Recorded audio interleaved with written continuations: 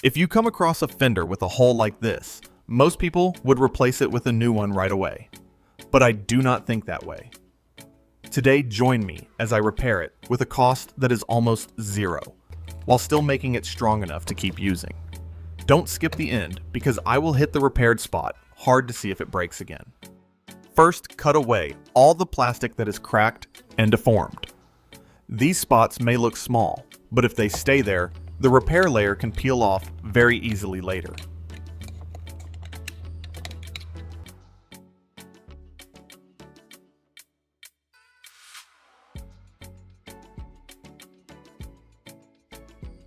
And this is the part I am going to reuse. An old battery.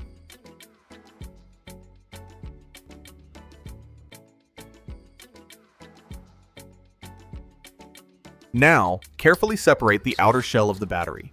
Work slowly to avoid slipping and to avoid breaking the core inside. Once it is opened, we can take out the carbon core in the center. That looks like it is only good for the trash. But very few people think the core inside it can actually be used to reinforce plastic. Note, only use a regular dry cell battery. Do not use a rechargeable lithium battery, a swollen battery, a leaking battery, or one with a strange smell. Right now, I will put this carbon core into the drill chuck to grind it down.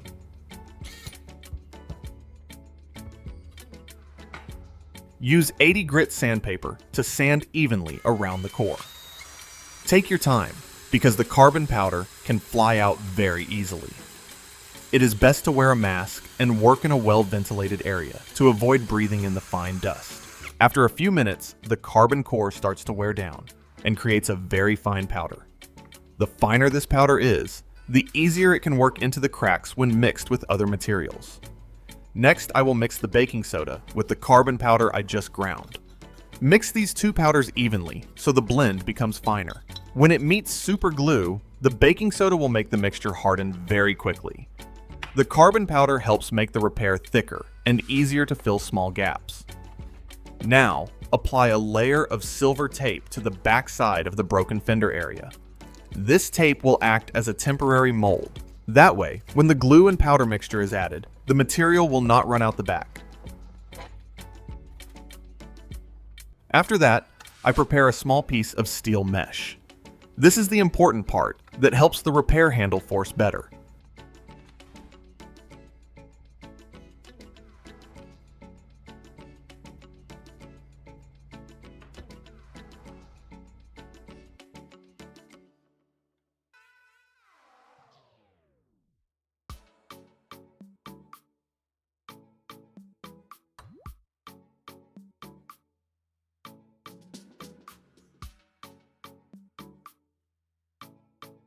Next, use a mini heat soldering iron to press each opening of the mesh down into the plastic surface. Work slowly, little by little, and do not press too deep, so you do not punch through or deform the fender. Each section of mesh buried inside will act like an anchor point inside the plastic. The more evenly it is pressed in, the stronger the repair will be later, and the harder it will be to come loose.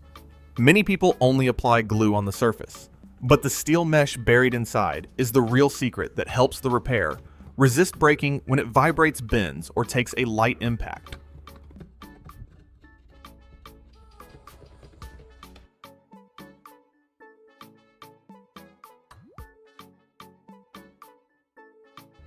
Now, start building the outside repair layer. I apply a layer of super glue over the area where the steel mesh has been installed. Then sprinkle the carbon powder and baking soda mixture evenly over the surface. Continue adding more glue so the material can soak deep into the small gaps. Then cover it with another layer of powder. Keep working slowly. Each layer locks into the next, making the repair thicker and more firmly bonded. In just a few minutes, you will see how hard this repair patch becomes. Work in thin layers only because when this mixture meets the glue, it will harden very quickly and may get a little hot. Do not bring your face close while applying the glue because the reaction can heat up and create an unpleasant smell.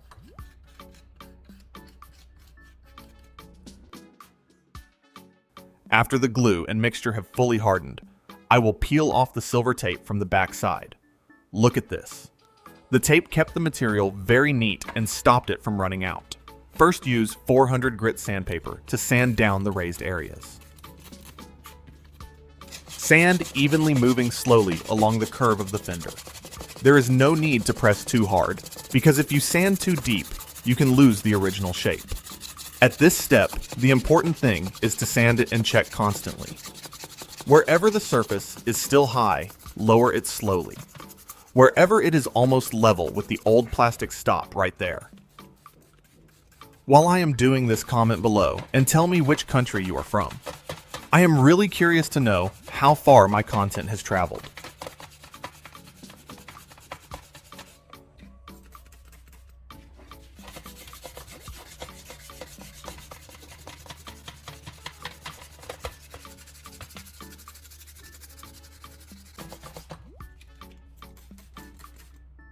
Once the shape looks better, switch to 1000 grit sandpaper. This finer sandpaper helps remove the scratches left by the 400 grit paper and makes the surface smoother to the touch.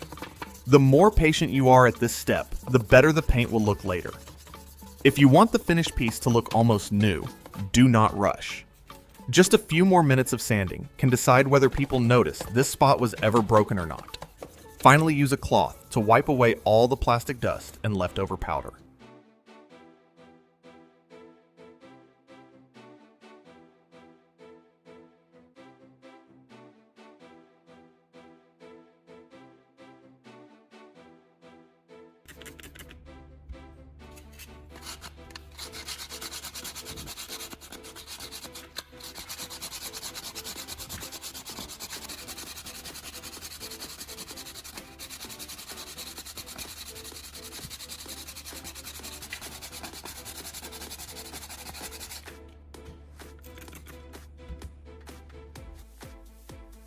Now, the surface looks much cleaner. There is only one final step left, and this repair will almost blend into the fender like it was never broken.